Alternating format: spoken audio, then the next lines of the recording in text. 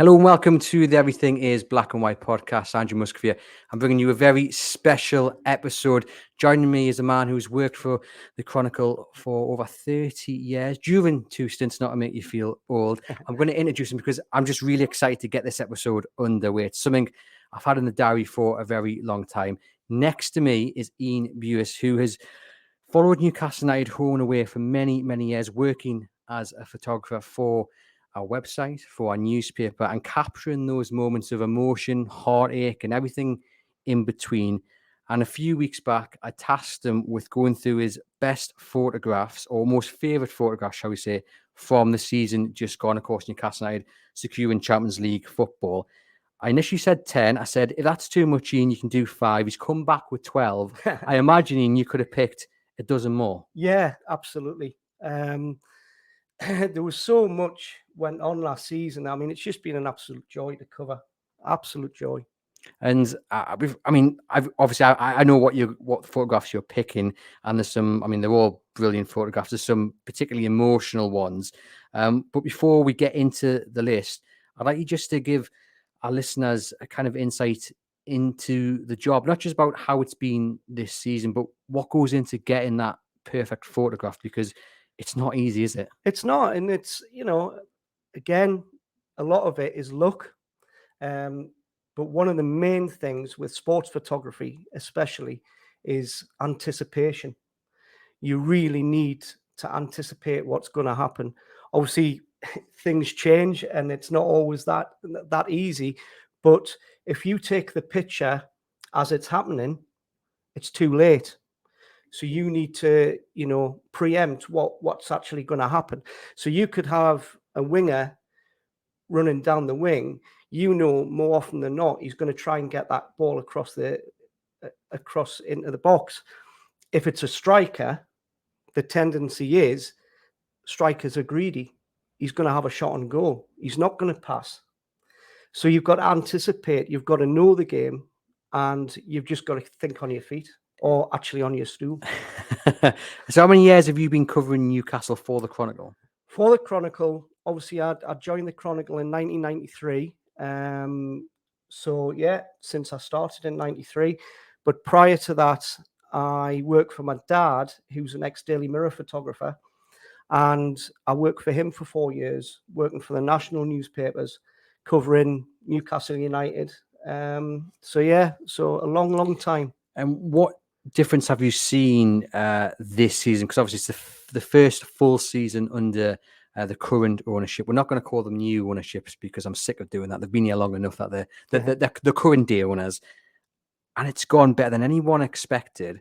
But what have you noticed from what you do on a match day, and I guess the feeling amongst the crowd and just generally, in your job? Yeah, absolutely. I mean, it's changed massively. There's no doom and gloom anymore. Even if they go 1-0 down, there's not that atmosphere. A couple of seasons ago, they would go 1-0 down, and the place would just drop.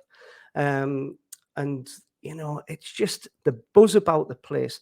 It's not just the stadium; it's around the city. It's everywhere we go. I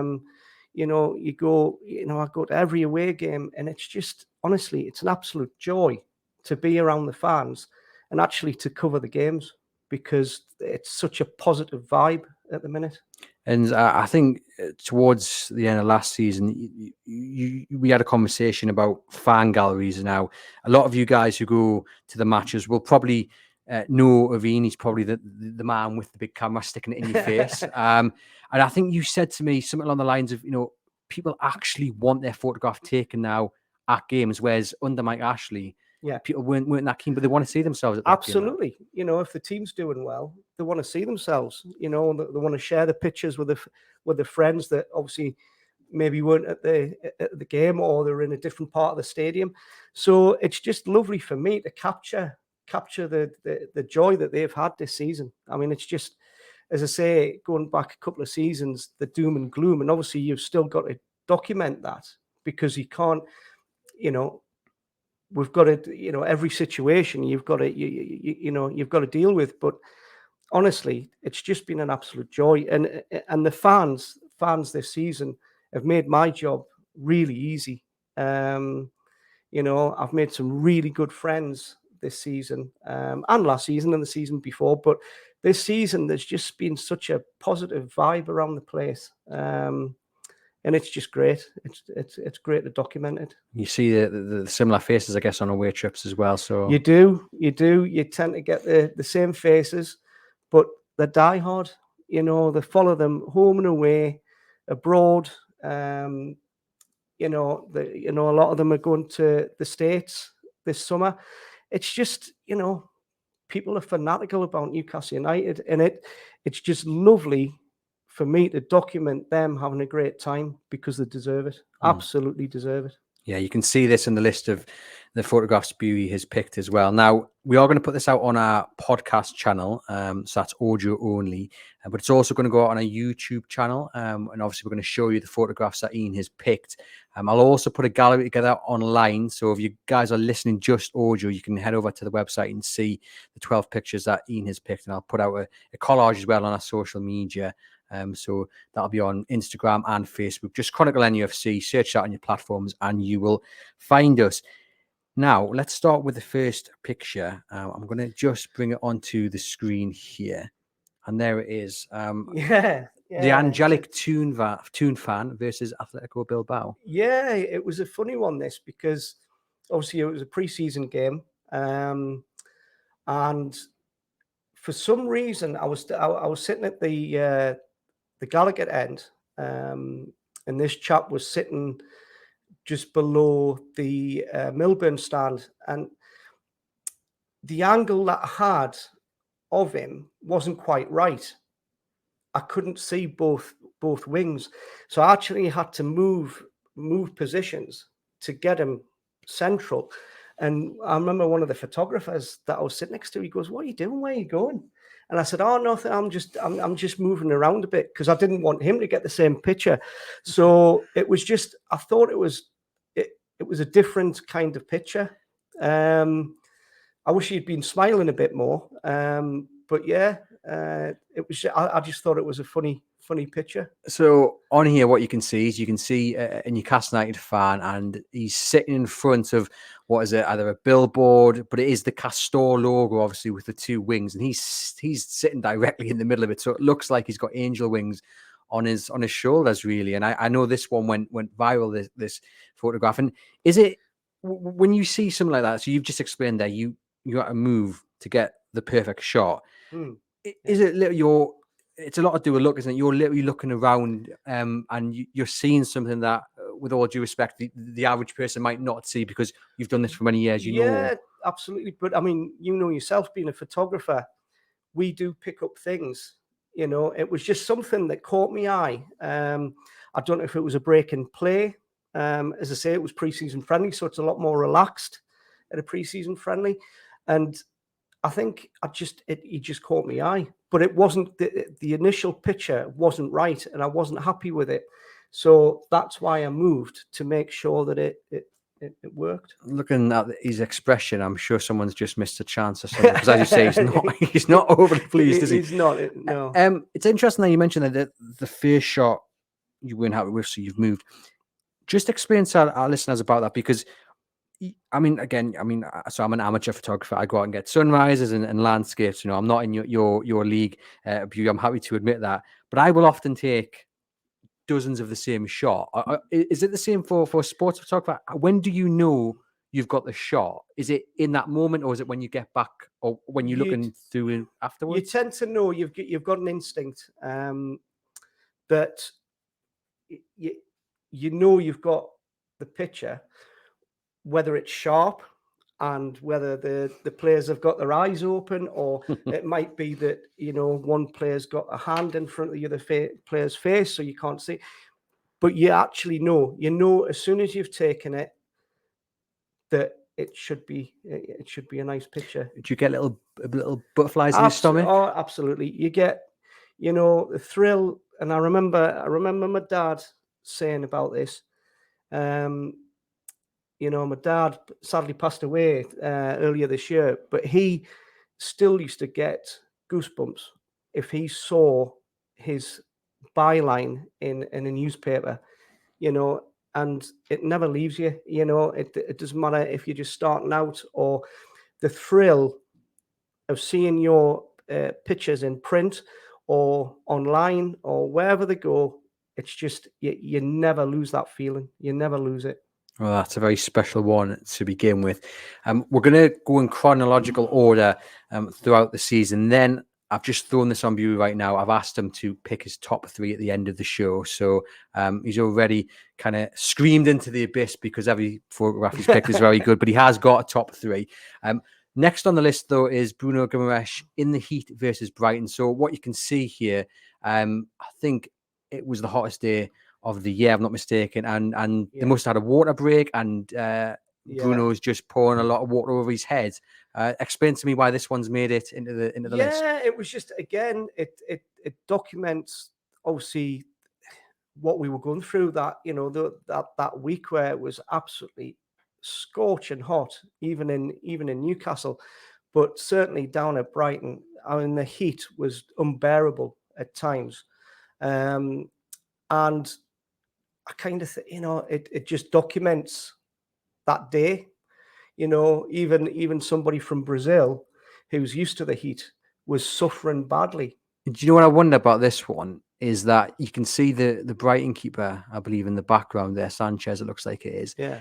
And I remember Guimaraes had a certain knack, and I don't know if he developed it at this point in time. He may well have done, of annoying the opposition goalkeeper by using their water bottle. So I'm wondering if that's actually Sanchez's water bottle. Yeah, it could be. It could be.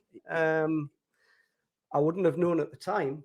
It was just an opportunity to get the water spraying across his face. And obviously with that picture, what you need to do is use a very high shutter speed, so you get all the water droplets. If it was on a lower shutter speed, they would be blurred. So you purposely have it on a really high shutter speed, which you would do anyway at a football match, because obviously you need to capture the action. But I just thought it was a different picture. Yeah, it's not a normal action picture or a crowd picture. Yeah, he's wearing that kind of change kit that they had to wear as well. Right. The one with the landmarks. Yeah, they only wore once this season or last season. Yeah. Just obviously there it's boiling hot, but you do have match days when it's chucking it down, and you've got to get those pictures into the system. I mean, I've seen you, Iain, and I've seen other photographers with like a kind of anorak over the head trying to get their pictures into the system, because the way it works now is everything is kind of take it, get it in, with social media, with the live blogs, with the deadlines as well. Yeah. How difficult is it to deal with the elements of whether it be boiling hot weather, whether it be pouring down? Yeah. I bet your fingers get cold as well in the snow. Oh, that's right, because you can't wear. The thing is, we can't wear gloves, because you can't operate the camera properly with gloves on. So you could wear fingerless gloves, but they tend to be pointless because your fingers still get cold. So yeah, I mean, you've just got to adapt to every element. We cover our kit as much as we can to protect from the elements, and going back to sending the pictures back, if the weather is really, really bad and you don't really want to have your laptop open, even if it's covered up, we have got capability of sending straight from the camera back to the office, which is a good way of getting pictures back quickly. And I guess no matter what the weather is, whether it's raining, cold, sunny, you're always going to get fans with their tops off in the crowd as well. Absolutely. Yeah. Every game. We're going to go on to the next one, which is at Old Trafford, the 0-0 draw against Manchester United. Joe Linton had that chance. Newcastle United really should have won this game. And the photograph is of Dan Burn and Veron in the Manchester United box. And both have got a good grapple of each other's shirts. A lot of Newcastle United fans felt this should have been a penalty to Newcastle United. Absolutely. In Ian's note, I think you've gone kind of down the middle. I think you're painting a bigger issue here, and it is about the fact that they're both fouling each other. Nothing was given. I mean, there's a lot going on in that picture. Whether Casemiro was fouling, you don't know. It's 50-50. They both got a hold of the shirts, which, defenders keep doing it time and time again. And I don't know why they keep doing it. But, that could have been a yellow card either way. It could have been a penalty. It could have been a free kick to Man United. But they keep on doing it time and time again. And the mind boggles sometimes. On that, like, do you, in that moment, come to that conclusion that you've just come to, like the kind of the frustration of that, like as a football fan, when are the referees going to sort it out? Or again, is this something that comes afterwards when you've gone back and you reflect on the pictures, that then you can kind of address it as a fan and say, well, that's got to be stamped out? Or again, in that moment that you've got that photograph, do you get the time to think about that? Or not really? But I mean, I knew, I think it was at half time when I was going through some of the pictures, I looked at that and I was like, that is a pen. And then you look at it and think, well, actually, Dan's got hold of it. And so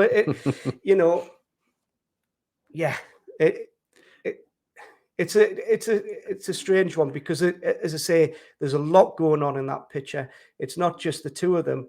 It looks like Casemiro's doing something, and I think that's Fabian Schär, that one. Fabian Schär. It looks like he's being fouled as well. So, God, there's definitely a lot going on. I mean, what is it like? Obviously, that one's at Old Trafford, and we've got one from the Wembley weekend in here as well, and we've got other arenas, and of course, St James's Park is unbelievable in itself. Yeah. What is it like to go to these grounds like Old Trafford, the Spurs Stadium? What's it like to travel with Newcastle fans? Yeah, it's great. It's great to go, to the away games. You tend to get the away fans are a bit, maybe even a bit louder, certainly louder than the home fans. And yeah, it is. I love going to away games. Which one stands out for you for the best sandwiches then, or the best food? Oh, dear me. Best food's got to be Spurs. Spurs, the new stadium, absolutely fantastic. Yeah, best stadium I've been to. The Emirates, Wembley, yeah, nice stadiums, but for me, Spurs now, it's out of this world. Yeah, it's really. a tremendous stadium, isn't it? On to the next one then, and I really like this one. I mean, this is at St James's Park, Newcastle United 4, Aston Villa 0. It's big Joe Linton celebrating he scored in that game, and I mean, he's absolutely loving it. And in the notes you sent me, you've just written pure emotion. Yeah, that sums it up. That's all I needed to say, really. With celebration pictures, you've got to be lucky, because at St James's and a lot of stadiums now in the Premier League, you get a position at the start of the game, and you have to stay in that position. So this picture was taken, it's East Stand, Gallagher Corner, and sometimes sitting there can be a bit of a nightmare, because if the players celebrate, they tend to run towards the Milburn stand. Obviously, their families are going to be in the boxes in there, so sometimes they run the other way. But it's one of those things. You sit there, and you can be lucky. They could run the 4 goals against Aston Villa, they could have ran straight towards me. But this one, it was just, I think he just wanted to celebrate with the fans, and it's just pure emotion. Obviously, he had his struggles when he first came, Joe Linton, but I mean, he's a fan's favourite now, and I just think he wanted to, celebrate with the Gallaghers. Well, what I was going to ask you was about Joe Linton, because obviously you've covered the club in your unique position for quite a while, and fans can say how much he's come on. I can say he's come on. I mean, people know he's my favorite player. I picked him for Player of the Year. But if you obviously snapping away, I mean, for me, the biggest thing that I think's changed is that he's using his physicality more. He seems to be enjoying himself more. Have you noticed that in the photographs you take of Joe Linton and the change in him? Yeah, absolutely. You can see the confidence in him. He's got his best mate in Bruno there with him, next to him now, and I just think he's full of confidence, and obviously that showed in getting his call up for Brazil. And it's just, I think it's great. It's just, because I think everybody wanted them to succeed. That was the thing. And I think everybody knew that there was a good player in there. But and he certainly showed it last season. Yeah, long may it continue. You mentioned there kind of how it works on match days. You're given your position, you have to stop there for the entire game. Do you have a favourite end to be in it, whether it be the Gallagher, the Leesers? Is there a favourite position of yours? Not really. As I say, sometimes you would rather sit either Lees's end towards the Milburn stand or Lees's end, Gallagher stand towards the Milburn stand, just purely because a lot of the time, if the players do score, they will run towards that side, to celebrate with their families, the friends that are in the boxes. So yeah, but not really. Football's a funny thing. You could be, sitting there and they could score 4 goals and they all run the other way, or they could all run straight towards you. It's just pure luck. Pure luck. I guess in that moment as well, like, people listening to this will be thinking, I'd be so frustrated if I'm sitting at the Gallagher and they score 3 at the Gallagher and then they've ran up to the Leesers to celebrate. I'd be so frustrated. But I suppose in that moment, you haven't got the time to be frustrated because you've still got to get the best shot possible that you can get in that moment. That's right. And, obviously, going back to the positions that we've got to sit in. So obviously, for either the first half or the second half, I could be doing the away attack, which isn't ideal. But then there could be an incident in the away attack. I'm just trying to think. I mean, it's not a picture that I've put on the list, but when Nick Pope got sent off, I was doing the Liverpool attack. So I got that picture of him with his head in his hands, as he got the red card, with Mo Salah behind him celebrating. And I wouldn't have got that picture if I'd been doing the Newcastle attack. So where were you sitting for the Spurs game that ended 6-1? In that first half, were you Gallagher or were you Leesers? Do you remember? I was doing the Spurs attack. Would you believe? But it still made some really nice pictures because that game, I'm just trying to remember that the 2 of the 3 of the first goals, they ran towards the fans, and from the other end, the fan reaction was what made the picture. Yeah. So yeah, it again, going back, it's a lot of it's luck. If Joe Linton had done that on the other side of the goal, I wouldn't have got that picture. Yeah. And so, and it's a great picture. Like I said, just the emotion of him, it's just, you can just see how happy he is, and he's just over the moon to have gotten his goal. And long may his form continue. We're going to go on to the next picture now. Now, this is Toon fans away at Southampton. It's St Mary's. You've got it's Newcastle United fans in the stand there celebrating. You've got 2 not looking at the camera, and then you've got 1 gentleman looking right down the camera, fist up. I mean, he's happy. I'm assuming Newcastle United have just scored in this moment. Yeah, they did. And I decided earlier on that day, because normally when I'm covering a game, I've got 2 camera bodies, one with a really long lens on to capture the action and the midfield action, and 1 camera body with a zoom lens on, which I can zoom out, get a bit of the crowd. But for this game, I actually decided for the first, I can't remember, I think it was until they scored, I put a wide angle lens on my spare body, and I just had it by the side of me. And when they scored, I just turned, and I was so close to the fans. If I'd used the lenses that I normally use, he would have been too close to me. I would have had to have got off my stool, but it meant that I could go really close in and just get that, pure emotion. You know, this has happened. I mean, I could have picked any amount of fan pictures, but I just thought this one just captured what it meant to be a Newcastle fan this season. And it looks unbelievably sunny for November as well, because I'm not mistaken, that is November the 6th, which because it was the weekend that I got married, so I wasn't on duty. Yeah. But yeah, I mean, it looks really nice down there. It was pretty cold. It wasn't as warm as it looks there, I can tell you. But of course, Newcastle United fans, you've got bare chests in the background there, and lack of coats, of course, because that's just what Newcastle United fans they don't fear the cold. Yeah, a great picture then.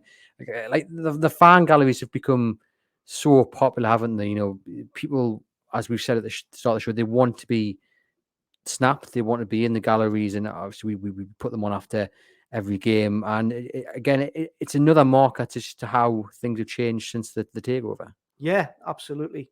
I mean, there was a time when, you know, we used to do fan galleries, you know, 3, 4, 5, 6 seasons ago, and it was hard because you didn't get you hardly ever got celebration pictures like that.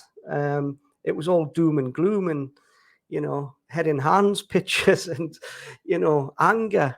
So it's just, yeah, I mean, it's just been a joy to actually capture the fans' journey the last couple of seasons, and certainly last season. And I guess for you personally as well, because obviously going to Southampton, going to Brighton, they're long journeys. Sometimes you got to drive, sometimes you can get the train plane. But when it's going well on the pitch, it must make that journey slightly easier. Absolutely. And the journey back as well. Totally. It's it's as I say, it's making my job a lot easier and, you know, a joy to do, really. Long may it continue. We're down on the south coast again for this one, and what you've got here is Anthony Gordon being fouled against Bournemouth. I'm not sure who the Bournemouth player is, but he's got Anthony Gordon's shirt and he's tugged him to the ground, and Anthony Gordon's gone flying. Why this picture, Iain? The whole game, and I think I can't remember how many games Anthony Gordon had played. Was this his second game? Yeah, this was, and it finished 1-1, didn't it? Yeah, on the on score, but yeah. But this defender, he had trouble with Gordon the whole game. I mean, he just couldn't deal with him, and he, you know, and that was the only way he could stop him, by, you know, cynical fouls. He just couldn't deal with his pace, and I'm trying to find out who it is. Is that number 15 on his shorts there? See, if I'd been professional, I would have found out. Me too, but I mean, you can. I like this because it's a proper action shot, isn't it? Like, you know, you again, it's there's only two people in it, but you've got a lot going on. You've got the handful of shit. You've got Gordon's reaction going down, on the defender. Eyes on the ball, but he knows exactly what he's doing by dragging it to the floor. I mean, it's a, you know, look of fear on the defender's face. He's thinking, right, well, if I let him go, he's away, and I've got no chance of catching him. But yeah, I mean, it's just a nice action picture, you know. And again, it's in that moment as well, just making sure you've got your finger on the pulse and clicking away. I think, you know, the next frame, you probably wouldn't have had the whole ball on the picture. The next frame, he might have let go of the shirt. So it's just that, like, in the frame before, you might not have seen the tug as much. Yeah. So, you know, it's just about getting, you know, the series of pictures and picking and picking the right one. Now, you're not going to believe me, but my first instinct was to say Adam Smith, and it is. Is it? It is. That was. I mean, no one's going to believe that was my. But I'm believed myself. I'm sure I have put that on the caption, but it was a while ago. So yeah. Yeah, a lovely shot there. We're going to go on to the next one now. I mean, this had to be in, didn't it? Toon fans take over Trafalgar Square. Now, for you guys listening, I'm going to describe it to you. You can probably guess what it is just by the caption, but this is Trafalgar Square. It's still light. It's on the Saturday before the Sunday final, and already thousands of Newcastle United fans have taken over Trafalgar Square. Iain, just talk us through this one. Yeah, I mean, what a night. What a night. I remember I'd gone down with another photographer, Craig Connor, and a reporter, and we were staying way out of London, and we were getting the tube into London, and we just didn't know what to expect. We knew it was going to be busy, and we got off the tube at Charing Cross. We'd been to see you to do to cover the podcast, and then we got the tube to Charing Cross, and we got off the tube, and it was just a wall of noise, just an absolute wall of noise, and it was, we couldn't believe it. It was just, we knew it was going to be busy, but yeah. How many? I mean, obviously the one we've picked, let's say it's like it's still pretty early on. It's light. How many photographs of that night do you think you took altogether? Oh, I wouldn't like to say. I probably filed about 100. So yeah, I mean, it was one of those nights that it didn't, wherever you pointed the camera, there was a picture. We could have done we did do a gallery of pictures, and obviously we did the supplement, but yeah, I mean, wherever you pointed the camera that night, you got an image. And it was just an absolute pleasure to document that. And I hope in the seasons to come that we're there again, and, with a better outcome. Now, I saw this picture shared so many times across social media, and without credit, has to be said, which is a big frustration of mine, I guess of yours as well. But do you take that kind of as a compliment, Iain, when that's going around like that? Of course you do. Yeah, I mean, it's it'd be nice to get the recognition if people are sharing your stuff, but if it makes people happy, and people get You said you filed 100. There would have been hundreds more taken that night. Yeah. Why this one? Why is this one out of every single thing you snapped that night? I just think it sums up the takeover that happened that night. I think we saw one or two Man United fans that night. It was just it just, I don't know, to me it's what it meant to Newcastle United fans. They've been starved of success, anything, yeah. And it just, and I just hope in the coming seasons we can be down there again and replicate this picture. And hopefully with victory the day after as well. Yeah, exactly. But I could have picked loads from that night, but I just think this one, obviously it gives it a location, and it just shows the volume of fans that were there that night. I would love to know the thoughts of a tourist. Yeah. Well, actually, funny you should say that. We did bump into some Spanish tourists, and one of them actually said to me, she said, "What's happening?" And I said, "Oh, it's the Newcastle United fans." She said, "Oh, have they won the cup?" And I said, "No, the game is tomorrow." And she said, "Really? Why are they like this?" And I said, "Well, just they're crazy. They just want to have a good time and enjoy themselves." So yeah, it's just, yeah, I'm sure she went home to Spain and was like, "I've never seen anything like it," because I've never seen anything like it. I covered the FA Cup finals in the 90s, and nothing was like that night. It seemed like it was the full stop in the final chapter of Mike Ashley. I know that sounds daft considering that the owners had been in a wee while by the time they got the final, but it just seemed like the Ashley chapter that was the definite stop to it, because they'd got to final, and they'd gone down. Okay, the form hadn't been great, but they'd gone down, feeling optimistic. And it's interesting because I think, and I wrote this in our end of season supplement.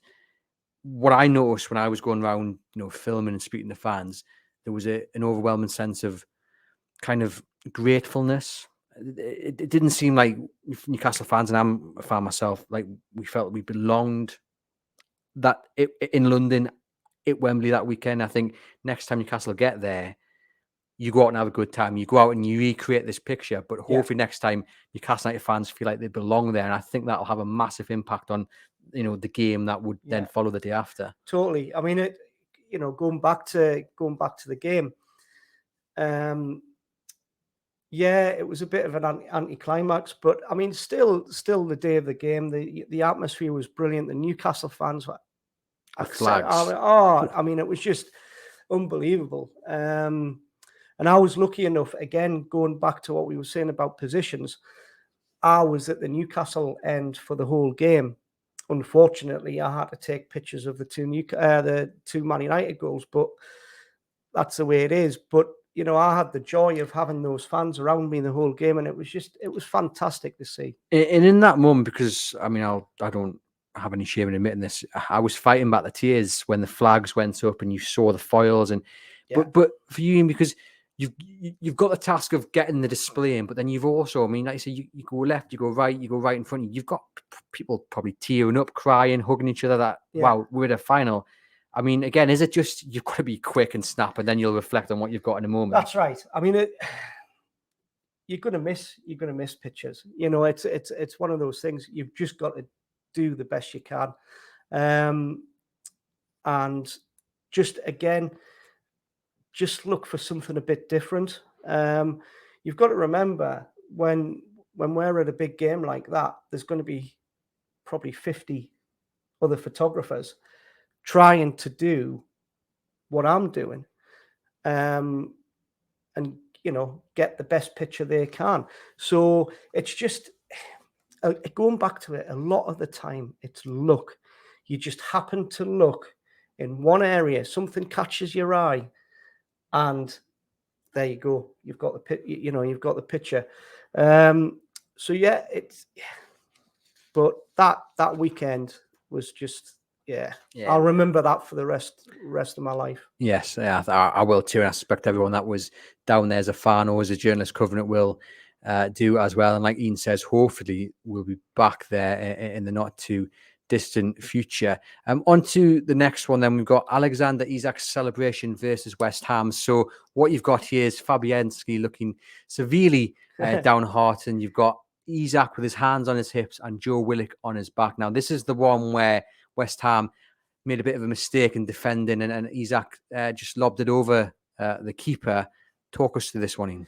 Yeah, the reason why I've put this one in, because you've got the elation, you've got the joy of the goal, but then you've got the misery of the goalkeeper after the mess that they made of it. West Ham. When you took that picture, were you kind of focusing on Izak and Willock, and was did you realise Fabianski had walked in the shot? Yeah, when I was taking the picture, I was purely focused on the two Newcastle players, but then I realised out the corner of my eye, I could see the keeper, and I thought, and I zoomed out a bit to make sure that he was in shot, because it's part of the story. It was the cock up they made, and obviously Izak, finished it brilliantly. But it's just the fact that he's looking over towards Fabianski, and Fabianski just can't bear to look at him, or he's just like, oh my God, what about it? It's a fantastic do you know what I mean? So it just sums up the two sides, the two sides of a goal. What it means to both players, both sets of players. He does look absolutely livid with himself. Yeah. It was his mistake, if I remember correctly, because he came up, he's at making the instant impact there, and it's a great photograph, and it's just great to, like you say, to have two totally different emotions in that moment. Yeah. As I say, at the start, I was just focused on the two players. It was a lot tighter than that. But then I saw that Fabianski was walking back towards goal with his head down, and I just zoomed out slightly just to make sure that he was in the shot. And I think it works, I think. It certainly does. It's one that definitely stands out. And on to the next one. It's Izak again. And this one's against Brentford. This is the goal where Callum Wilson tees him up on the edge of the box, and he rattles it in at the top corner. And what you've got here is Izak kind of punching the air. You've got his teammates in the background who've already celebrated with him, walking away. I like Botman's still in the moment as well. But this one is Izak looking directly at the camera. Everyone else is kind of walking away and getting to reorganize. And the emotion on his face, I mean, it's a powerful image. He looks angry. I mean, I know he's happy, but it's kind of a happy angry. Talk us to this one. No, this one. The reason why I picked this one, obviously there was a lot of pictures from this celebration, and obviously the main celebration had finished, and as the other players walked away, Izak, he came right up to the advertising boards and he looked right down the lens. As you can see, he's looking right at me. And he just lost it. He completely lost it. And normally when a celebration finishes, you go back to your laptop and you get ready to send those pictures. But in this instance, the way that Izak, because he stayed and actually walked even further forward towards the advertising boards, I thought, what's he going to do here? And it's just the expression on his face again, bit like the Joe Linton picture, just pure emotion, pure elation, and it's just the fact that he's looking straight down the lens. So it's a fantastic shot. It really is. And I mean, that game, like you say, you could have picked it several photographs. Didn't play too well in the first half, did the Newcastle? No, they came out. Yeah, I mean, race in the second. See, that's I think the difference between Newcastle last season.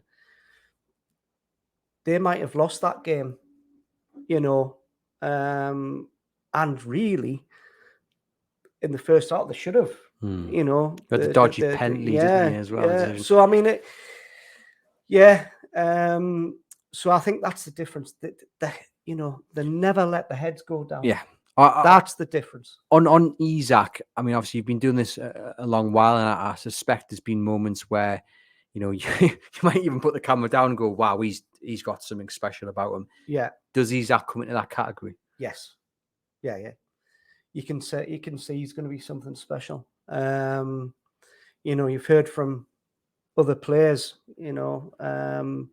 saying, what a great player he is, but just seeing him on the park, I mean, the dribble, I was right in front of him when he, had that dribble against Everton, later on in the season, and it's just, that was absolutely, to see that and witness that right in front of you. He is going to be a very, very special player. Now, I'm not saying this is what Izak is thinking or what in this moment, but do you think in general players are aware of the camera? I think so. I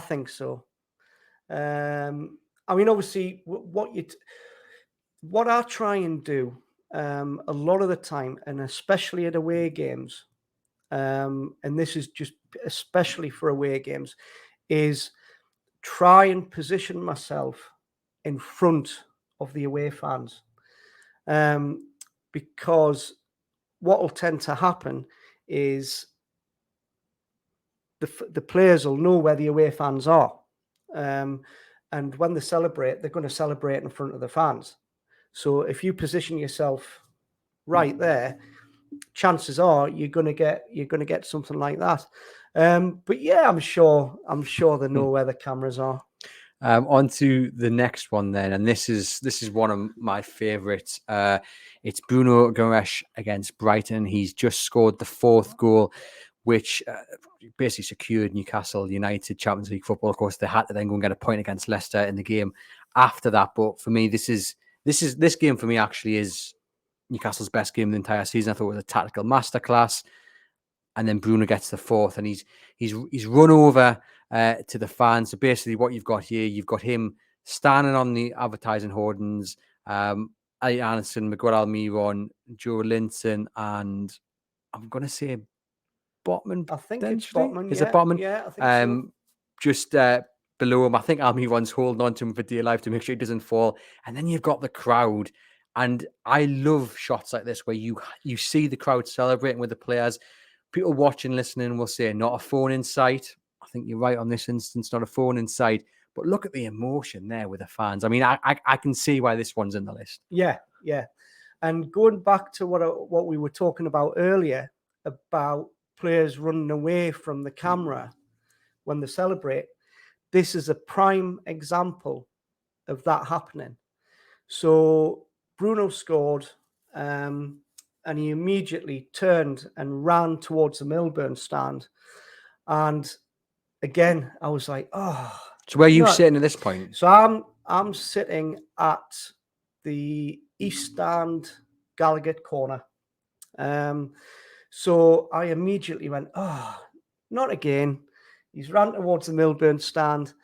But then I moved round positions and I walked just towards behind the goal, really. So I had an angle across from the goal towards the Milburn stand. And, you know, as it happens, he jumps up on the advertising hoardings. And I think the reason why I picked this picture was because it's just the fans' pure emotion. It's just it's different to normal celebration pictures where you just, you know, like going back to the Izak, going back to the Joe Linton, where, you know, it's just one player celebrating. This, you know, just the fans' faces, it makes it for me. And I totally agree. So let's say if you were sitting kind of where Guimaraes is there, so you were like literally underneath him, would you still take the shot you've got now, or the shot where I suppose you'd have to kind of nearly be on your back and look? Well, you would be, you would be on a, you know, a really wide angle lens. The one thing I will say is you wouldn't be sitting there because photographers aren't allowed to sit down the side of the pitch. Okay. So we can only sit behind both sides of each goal. I didn't realise that. So you wouldn't have a photographer there. The Newcastle United photographer can sit there, but we can't. The rest of us can't. And when you talk about having your spot at a game, I mean, are we talking? You get given a kind of a wee square, and you've got to sit, you've got to stand, you've got to sit in that same position, or can you move a little bit? Is there a bit of leeway? Not really, because at Newcastle, there's space for 20 photographers, so that's 5 photographers each side of each goal, and more often than not, because of, you know, obviously how well Newcastle have done this season, every space is filled, and that's from national agencies, photographers from the other team, and, you know, the likes of myself. So every spot's filled. So when you pick your pass up in the press room, on your pass will have a number, and that number corresponds to the position in the stadium where you sit. So, yeah, I mean, if I'd been sitting the other side of the goal, so Milburn stand, Gallagher corner, you would have still have had that picture, but it would have been side on and not straight on. You wouldn't have got the expression. So you wouldn't have got the expression of the fans. So again, I pure love it. look. I love pure these look, pictures. You know, pure look. When I come in on a Monday after the weekend of Newcastle playing, the first thing I look to do on social media for the Chronicle is to look for these sort of pictures where you get the fans' expressions, because, like you say, with the number of photographers there, you know, Bruno celebrating is, you're gonna have several different versions of that, but it's the emotion of the fans, which I fall in love with it every single time. Yeah. It's a fantastic image. On to number 11. And if the Bruno one we've just spoken about was my number 2, then this one for me has to be my number 1. Amanda Staveley, Nick Pope after the Leicester City game, which ended 0-0, and the point that secured Newcastle United's Champions League for next season. And in this one, this is when everyone's on the pitch, they're kind of doing the lap of honour, and Amanda Staveley has gone over to Nick Pope, hands on his face, and she's blown out her cheeks in relief, in stress, in pure emotion. You can't see Nick Pope's face. He's got you back to the camera, but it's Amanda Staveley's expression. And I remember when I saw this picture, Iain, I saved it down. I put it on our Facebook and Instagram. And I think the caption I put down was Amanda Staveley. We are all Amanda Staveley in this moment, because she's clearly thanking him for making the save against Timothy Castagna in the last minute of that game, where he saves that. He's had nothing to do all game. He's got no right to make that save. He does, tips it away. The final whistle goes a couple of minutes later, and Newcastle are in the Champions League. I mean, this picture for me is unbelievable. Yeah. It was just one of those moments where, you know, I'd obviously covered the game. I'd done the fan gallery. We were just, you know, after the final whistle, when everybody was on the pitch, this just happened to happen right in front of me. And it was just Amanda's face. It's just just pure relief, and just, you know, I don't know what she said to him, because I wasn't that close, but I can only imagine. It's just the way she's got his, you know, her hands on his face, and it's just, yeah. And again, though, we're talking so fine margins here, because I guess a couple of seconds either side, she's not pulling that expression. That's right. I mean, it's just the position you are on the pitch. Obviously, if I'd been the other end, if I'd been in the Leazer's end, I wouldn't have even seen this picture. I wouldn't have even seen that happen.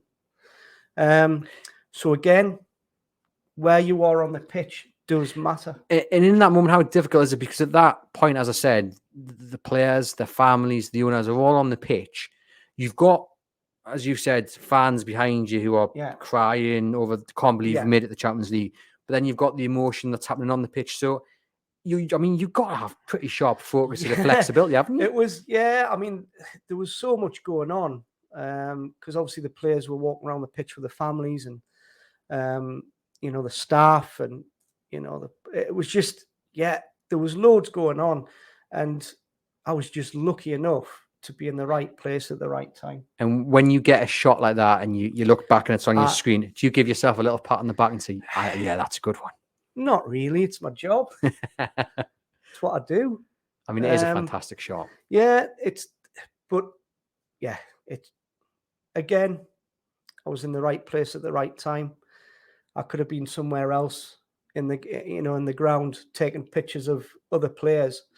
So element of luck again, but it just summed up that night, I think. Yeah. And what it meant to the owners. And I think that's the key point. I think when people look at that picture, it shows the human side of Amanda Staveley, because obviously, look, she's a very wealthy woman. She's the co-owner of Newcastle United, and when you're in that position, you can kind of maybe become detached from the people who actually put the money in the pockets, and that is the owners who spend all this money going to games, buying the shirts. But for me, you look at her like there, and you go, you know, she's proper feeling every emotion of every single Newcastle United fan, whether they were in that ground, whether they were watching at home, however they watched that save, she's feeling it. Oh, absolutely. Absolutely. It's a fantastic they get it. shot. You know, I think, you know, the new owners, they really do get it. I think they understand what it means to this city to have a club that's successful, and to the fans, you know, they understand what it means. 100%. I'm on to the final one now. as you can see there, you've got what London Bridge is that in the background? Remind me, I'm not a big visitor to London. Tower Bridge. That's Tower Bridge in the background, Yeah.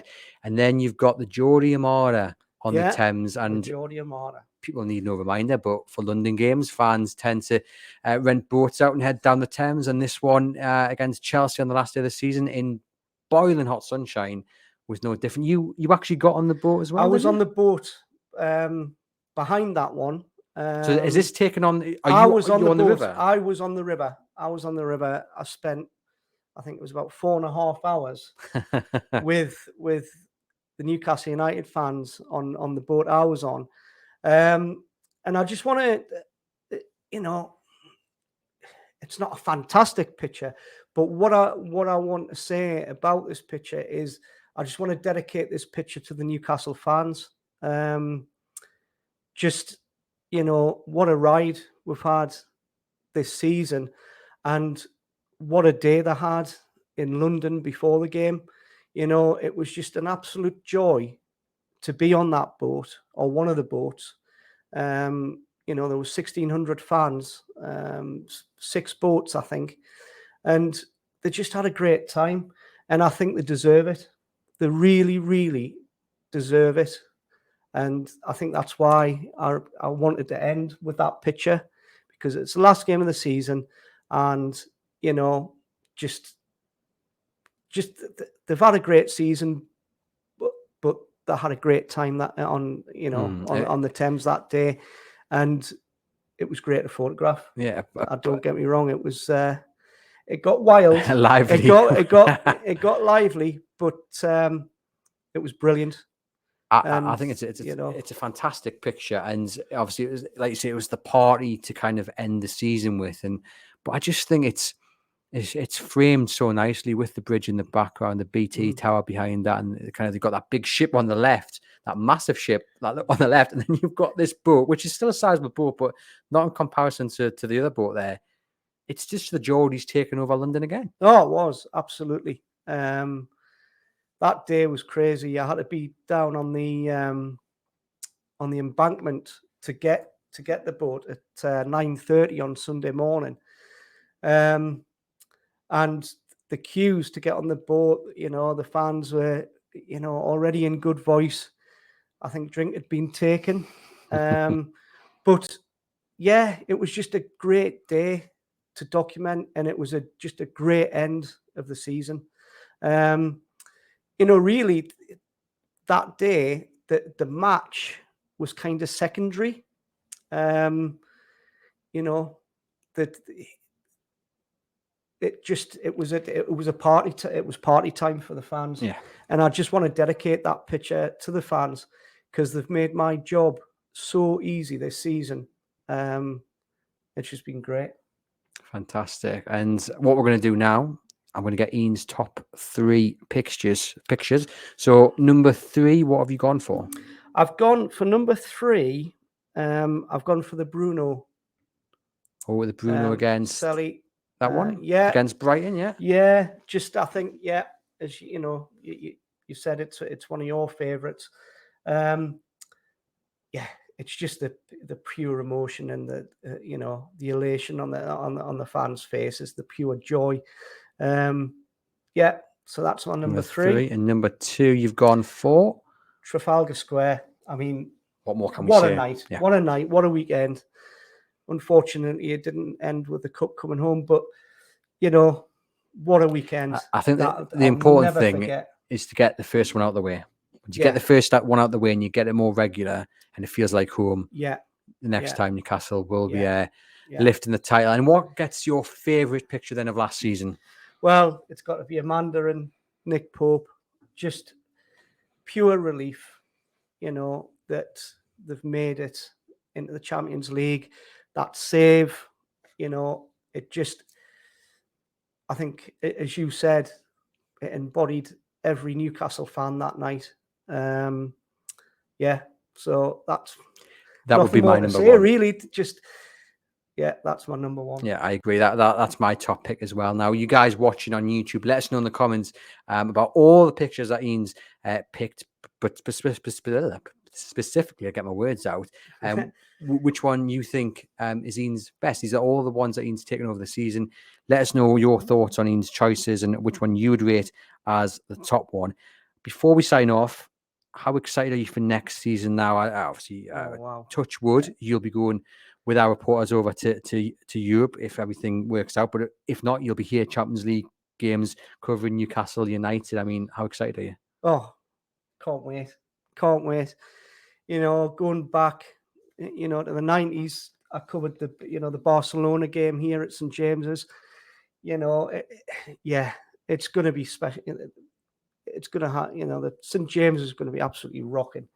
And hopefully, you know, get away to the away games, because the fans deserve it. They really do. And yeah, next season, special nights. Next season, it'll not only be takeovers of Trafalgar Square, it'll be takeovers of Milan or Madrid. Yeah, hopefully, yeah. Be some sight. But yeah, we're looking forward to it. Iain, it's been an absolute pleasure to sit down. It's been a pleasure. And go through your top 12 pictures from the 2022-23 season. To you guys watching, please hit that thumbs up on the video and hit that subscribe button as well on YouTube. And if you guys listening on the podcast channel, thank you very much as always. I hope you've enjoyed the show. I've been Andrew Musgrove. This has been Iain Buist. This has been the Everything is Black and White podcast. And we'll see you very soon. Cheers.